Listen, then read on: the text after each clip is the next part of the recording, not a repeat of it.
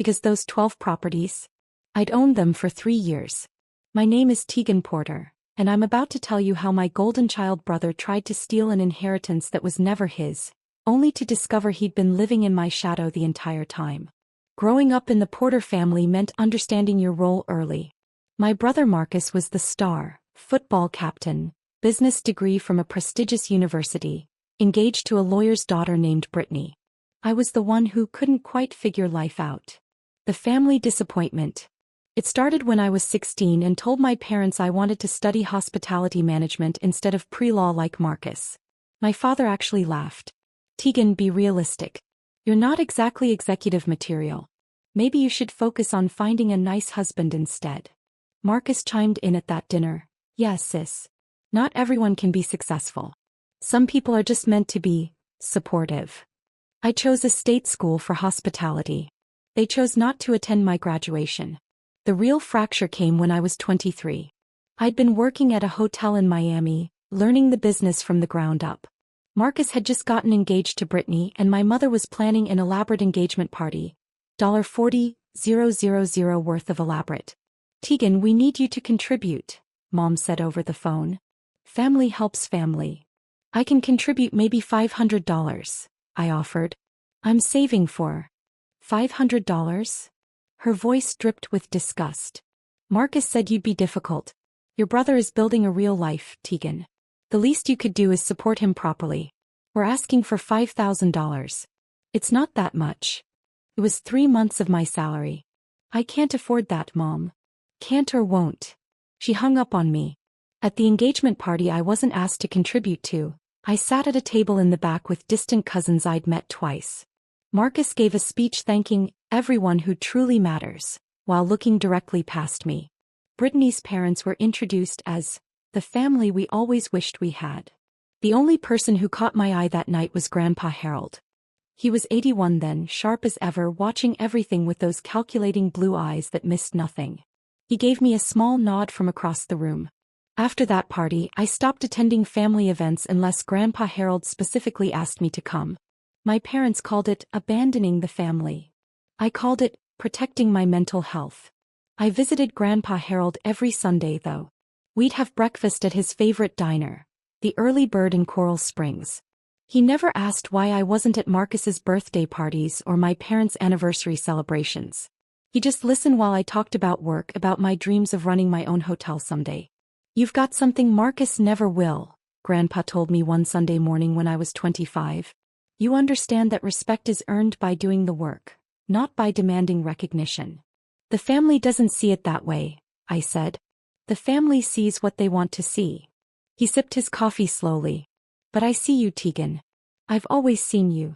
What my family didn't know, what I deliberately never told them, was that the little hotel job I had was actually an assistant manager position at a boutique luxury hotel in Miami Beach. And I was exceptional at it.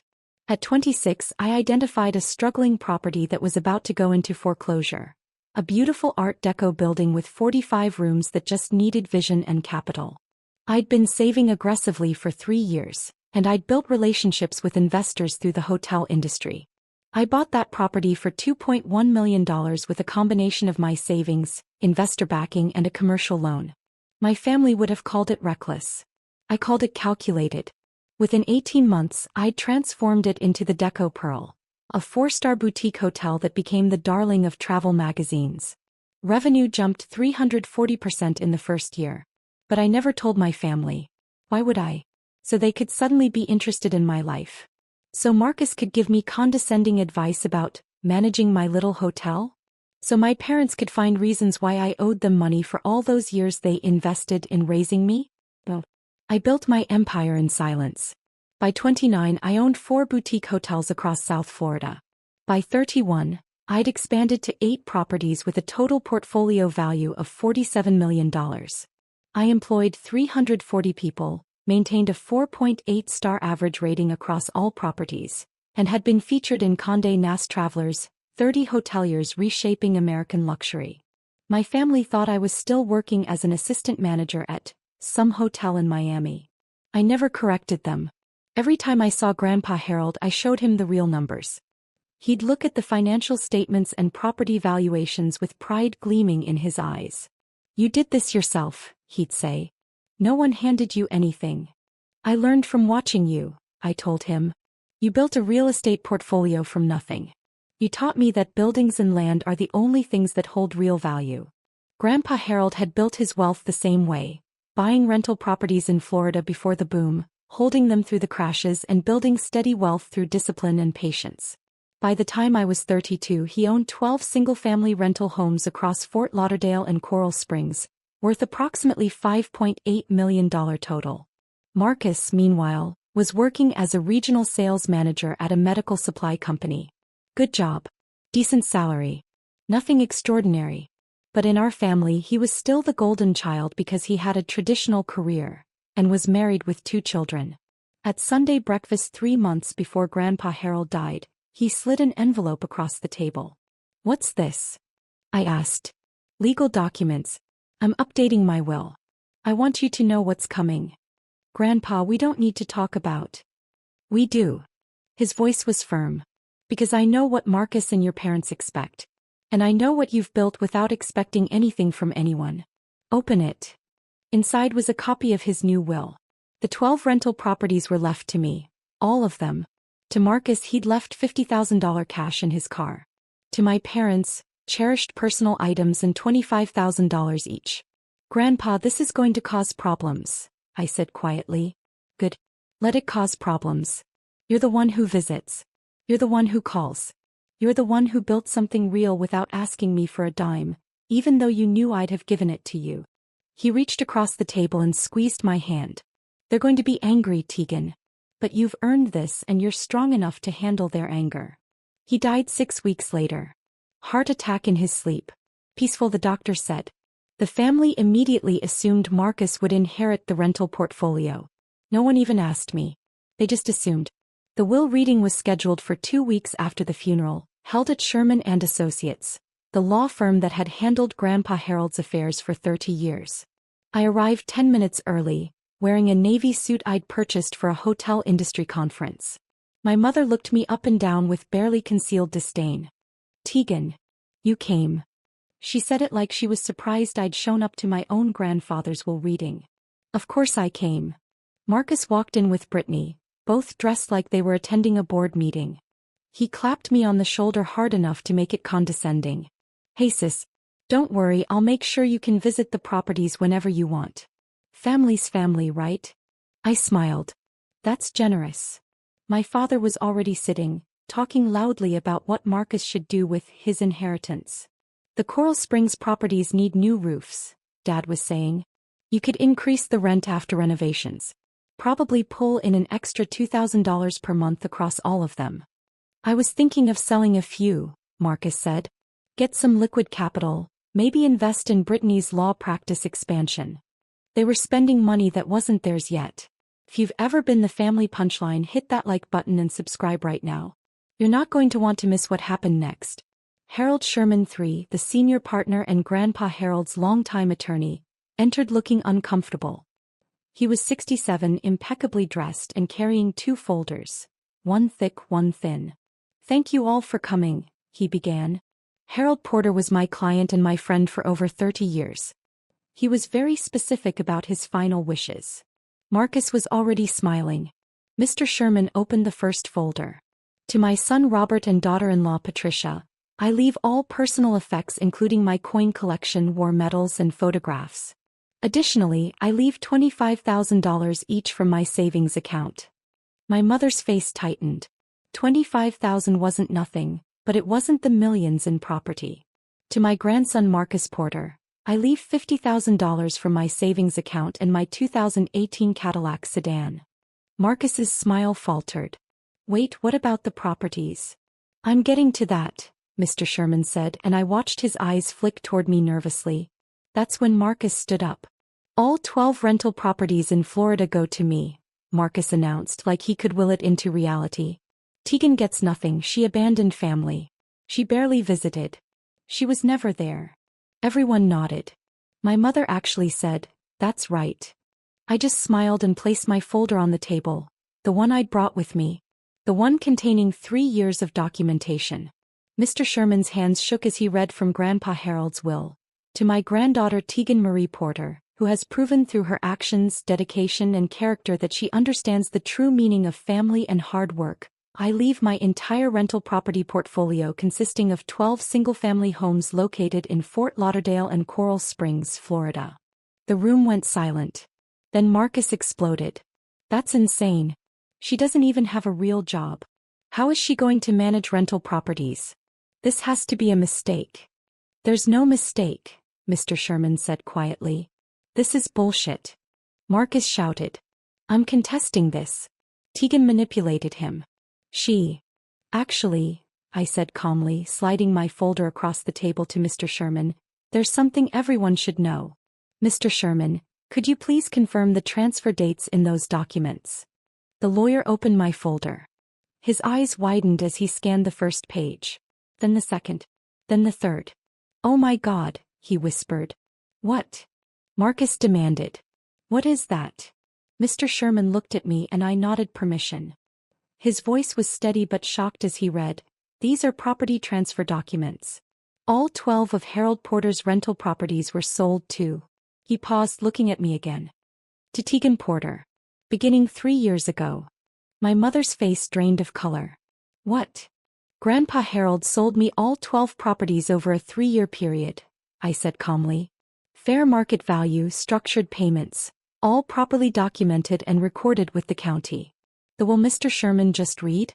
It's technically bequeathing me properties I already own. That's impossible, Marcus said, but his voice cracked. You don't have that kind of money. You work at a hotel. I own 8 hotels, Marcus. I let that sink in for exactly 3 seconds. My company, Porter Hospitality Group, has a current portfolio valuation of $47 million. The 12 properties Grandpa sold me were integrated into my real estate holdings. I've been managing them as rental properties while paying Grandpa an annuity from the profits, which gave him steady income in his retirement. Brittany actually laughed. A sharp, disbelieving sound.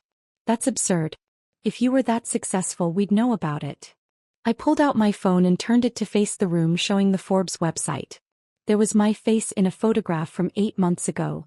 30 hoteliers under 35 reshaping American luxury. Oh God, my mother whispered. You're lying, Marcus said desperately. Those documents are fake. You forged them to steal from.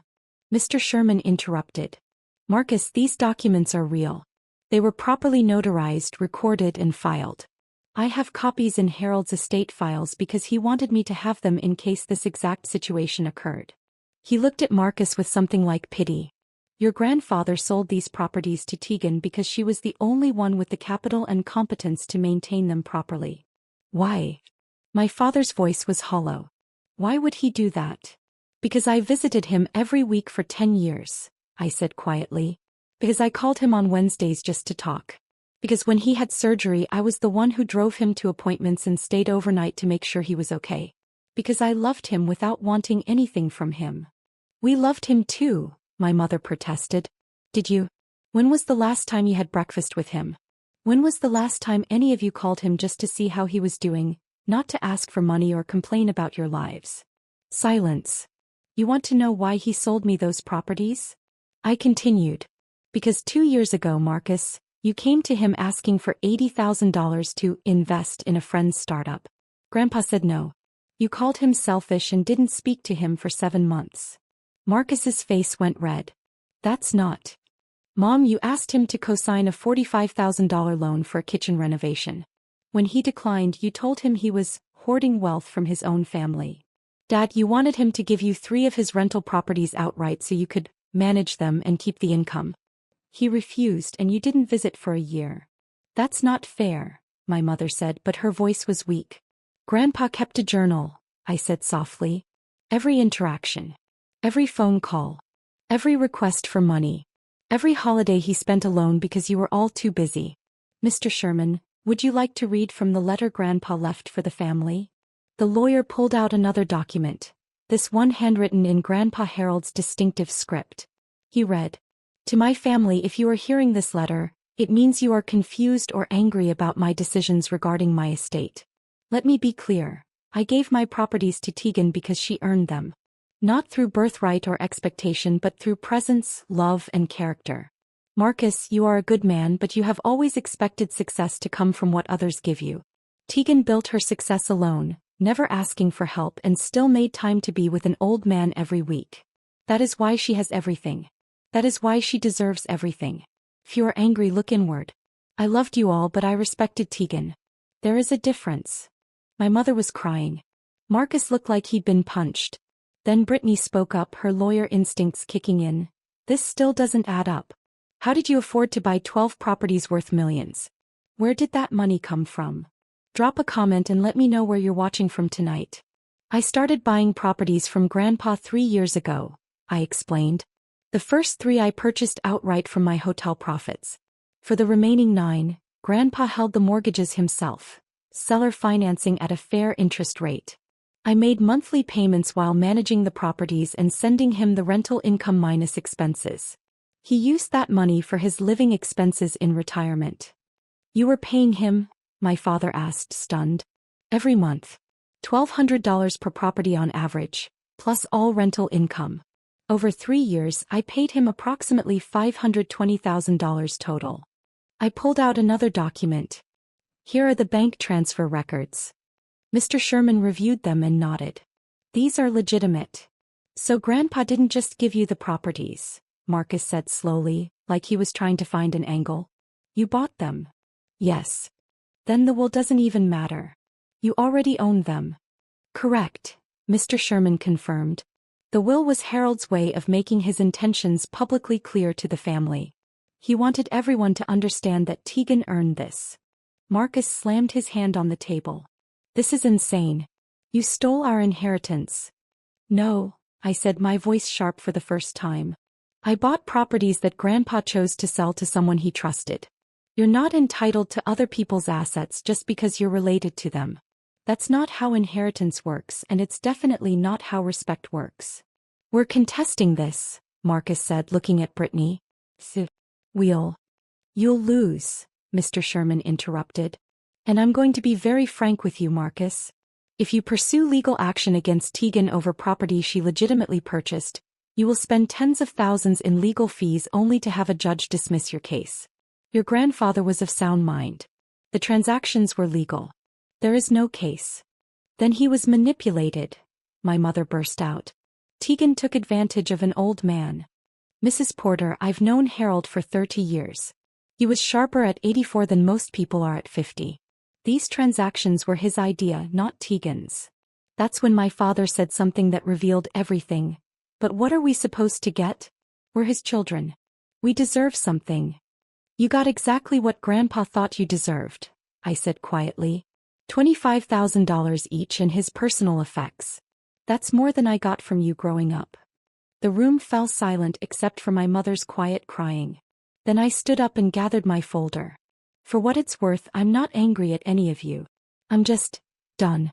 Done trying to earn love from people who see me as less than. Done being the family disappointment when I've built something you can't even comprehend. Done pretending that blood relation means I owe you anything. Tegan, my father started. I'm not finished. My voice was calm but every word carried weight. You taught me exactly how much I was worth to you. I just raised my price. You mistook my silence for acceptance, my absence for failure. But I wasn't hiding. I was watching. Every dismissive comment, every time you chose Marcus over me, every time you made me feel small, I was gathering evidence of who you really were. That's cruel, my mother whispered. No. Cruel was excluding me from family events. Cruel was telling a 16-year-old girl she wasn't executive material. Cruel was demanding $5,000 I didn't have to celebrate a brother who called me a disappointment. I didn't respond with cruelty. I responded by becoming someone who didn't need your approval. I turned to Mr. Sherman. Is there anything else that requires my presence? No, Miss Porter. We'll handle the estate paperwork through standard channels. Then I'm leaving. Marcus, Brittany, Mom, Dad, I wish you well. I genuinely do. But you won't be hearing from me again unless it's through my attorney. I was halfway to the door when Marcus shouted, You can't just walk away. We're family. I turned back one last time. No. Grandpa Harold was family. He showed up. He believed in me. He earned the title. You're just people I happen to share DNA with. There's a difference. As I reached for the door handle, it opened from the outside. Two people I recognized entered. Detective Sarah Chin from the Fort Lauderdale Police Department White Collar Crime Unit, and James Morrison from the IRS Criminal Investigation Division. Tegan Porter? Detective Chin asked. Yes. We need you to stay for a few more minutes. We have some questions for everyone in this room. My stomach dropped. What's this about? We've been investigating financial irregularities related to Harold Porter's estate. Specifically, we've found evidence of attempted fraud. Marcus went pale. Mr. Sherman stood up slowly. What kind of fraud? Detective Chin pulled out her own folder. Much thicker than mine. 3 weeks before Harold Porter's death, someone attempted to have him declared mentally incompetent and transfer all his assets into a trust controlled by Marcus Porter. The documents were filed with forged medical evaluations and a notary stamp that doesn't match any registered notary in the state of Florida. Everyone's eyes turned to Marcus. That's insane, he shouted. I didn't. We have your signature on the trust documents, Mr. Porter, Agent Morrison said. We also have email correspondence between you and someone calling themselves Dr. Rebecca Hamilton, discussing payment for medical evaluation letters declaring your grandfather incompetent. Rebecca is Brittany's paralegal, I said quietly, the pieces clicking together. Brittany stood up so fast her chair fell backward. I had nothing to do with this. Marcus, what did you do? We have your work email address in the correspondence chain, Mrs. Porter, Detective Chin said. The emails were sent from your law firm's server. I want a lawyer, Marcus said, his voice shaking. You married one, I said, but there was no satisfaction in it. Just sadness. Detective Chin continued. We're also investigating a series of unauthorized withdrawals from Harold Porter's bank accounts in the 6 months before his death. Approximately $47,000 was transferred to accounts belonging to Marcus Porter and Robert Porter. My father's face went gray. Those were loans. Dad said I could borrow. We have the bank records, Agent Morrison interrupted. Harold Porter reported these transfers as unauthorized to his bank 2 weeks before he died. He filed a formal complaint. Oh my God, Mr. Sherman whispered. That's why he called me. He said he suspected someone was trying to steal from him, but he wanted to be sure before making accusations. Hit that subscribe button if you've ever had to set boundaries with toxic family, because what happened next destroyed everything they'd built. Detective Chin arrested Marcus and Brittany right there in the conference room. Financial fraud, attempted exploitation of an elderly person, forgery, identity theft. The charges kept coming. My father was arrested the following morning at his home. My mother wasn't charged criminally, but she was named in the civil lawsuit Mr. Sherman filed on behalf of Grandpa Harold's estate to recover the stolen funds. The newspaper coverage was brutal. Local sales manager arrested for attempting to steal deceased grandfather's estate. The story mentioned Marcus's attempt to have Grandpa declared incompetent and the forged documents. It mentioned Brittany's involvement as an attorney who should have known better. It mentioned my father's unauthorized withdrawals. And it mentioned me, the granddaughter who'd built a $47 million hotel empire in silence while her family dismissed her as a failure. Within 48 hours, Marcus and Brittany's bank accounts were frozen as part of the criminal investigation. Brittany's law firm suspended her pending review. Marcus was fired from his job for conduct unbecoming after his employer saw the arrest on the news. Within a week, they'd listed their house for sale, a desperate attempt to pay legal fees. They couldn't find a buyer at their asking price. The market knew they were desperate. Brittany filed for divorce 3 weeks later. The court papers cited irreparable breakdown of trust and criminal conduct by spouse. She got primary custody of their 2 children and Marcus got supervised visitation. My father pleaded guilty to a reduced charge of financial exploitation of an elderly person. He received 2 years probation, mandatory restitution of $47,000 plus interest, and 500 hours of community service. His reputation in his professional community was destroyed. Marcus went to trial. The evidence was overwhelming. Emails, forged documents, financial records, and testimony from Grandpa Harold's actual doctors who stated he was completely mentally competent until the day he died. Marcus was convicted on 6 counts including fraud, forgery, and attempted theft. He was sentenced to 4 years in federal prison. Brittany took a plea deal, testifying against Marcus in exchange for charges against her being reduced to professional misconduct. She was disbarred and sentenced to 1 year in county jail, suspended to probation. Her legal career was over. My mother never apologized to me directly, but she sent a card 6 months later. It said, "I don't expect forgiveness. I just wanted you to know I finally understand what Harold saw in you. I'm sorry I didn't see it too." I never responded. Some wounds are too deep for a greeting card to heal. 2 years after that reading, I was sitting in my office at the Deco Pearl, my flagship hotel in Miami Beach, when Mr. Sherman called. "Tegan, I wanted to let you know that all the estate proceedings are finally complete. The criminal restitution has been paid and Harold's estate is closed. Thank you for everything, Mr. Sherman. There's one more thing. Harold left a sealed letter for you that I was instructed to deliver only after all the legal proceedings concluded. I have it here whenever you're ready." I met him at his office that afternoon. The envelope was thick, addressed in Grandpa Harold's handwriting, "For Tegan when the dust settles." Inside was a 3-page letter dated 2 weeks before he died. "My dearest Tegan, if you're reading this, it means everything has played out as I suspected it would. Marcus tried something stupid. Your parents probably enabled him. And you've had to endure watching your family self-destruct over greed. I'm sorry you had to see that. But I'm not sorry for the choices I made. I sold you those properties because you were the only person who understood their real value, not as assets to liquidate but as foundations for building something lasting. You proved that you could build wealth through intelligence, hard work, and patience. You never asked me for shortcuts or handouts. You earned every single thing you have. Marcus was raised to believe he deserved success. You were raised to believe you had to earn it. Only one of those philosophies builds character. I know you'll feel guilty when Marcus faces consequences. I know you'll wonder if you should have handled things differently. Don't. His choices led to his consequences. Your only responsibility was to protect yourself and what you built. The properties are yours. The hotel empire is yours. But more importantly, the life you've built without needing anyone's approval, that's yours too. That's the real inheritance. Keep building, Tegan. Keep being the person who shows up. Keep proving that strength doesn't require cruelty and success doesn't require validation. You already made me prouder than Marcus ever could because you did it yourself. All my love, Grandpa Harold. I left you one more thing.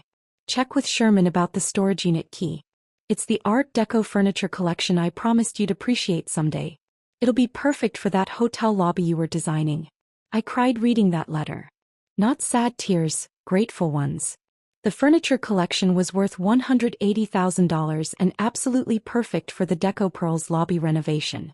Grandpa had known I'd need it before I did. Today I own 14 boutique hotels across Florida and Georgia. Porter Hospitality Group employs 520 people and has a portfolio valuation of $89 million. We're expanding into Charleston next year. The 12 rental properties Grandpa sold me are still part of my real estate holdings, professionally managed and providing steady income. I kept them because they remind me where I came from and who believed in me when no one else did. Marcus got out of prison 8 months ago.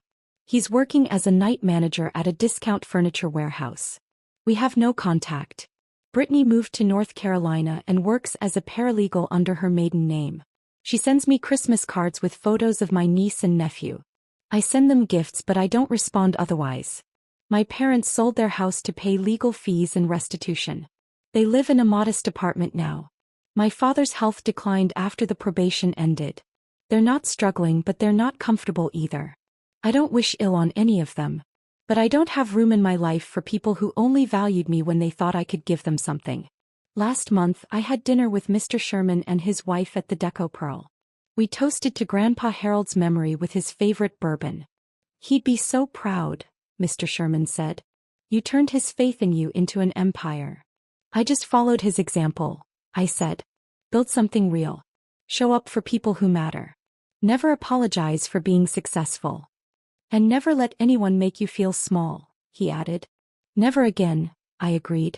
If you've ever had to walk away to save yourself, tell me your story in the comments. What would you have done? Does any of this feel familiar? And if you've ever been underestimated by the people who should have believed in you most, hit that like button because you're not alone. You never were.